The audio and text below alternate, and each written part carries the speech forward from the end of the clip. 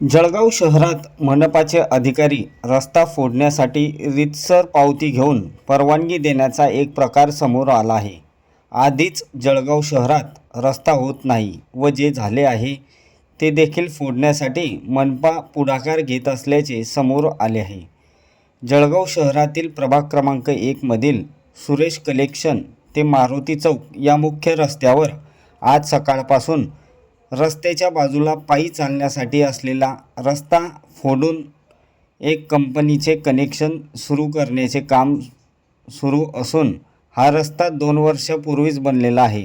मात्र आता या कंपनीचे काम झाल्यावर हा रस्ता कोण बनवणार याबाबत मात्र प्रश्नचिन्ह उपस्थित होत आहे। पहा काय म्हणाले शहर अभियंता योगेश बोरोले।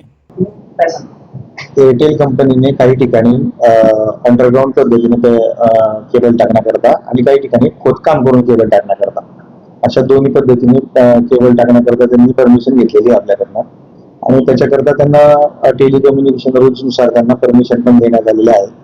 त्याकरता त्यांनी रस्ते खोदाईचा खर्च 1,09,00,000 रुपये पण जो आहे तो आपल्याकडे दुरुस्तीचा खर्च त्यांनी भरलेला आहे आपल्याकडे। परंतु आपल्या पत्राच्या परवानगीच्या याच्यानुसार त्यांना त्यांचं स्वतःचं दुरुस्ती सुद्धा करायची आहे।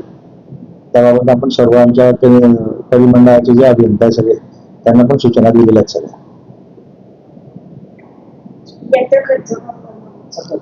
आपण सुरुवातीला परवानगीमध्ये दुरुस्ती करण्याकरता एअरटेल कंपनीलाच निर्देश दिलेले आहेत त्याच्यामध्ये आणि त्याच्या व्यतिरिक्त आपण 1,09,00,000 रुपये दुरुस्तीचा खर्च भरून घेतलेला आहे त्यांच्याकडे।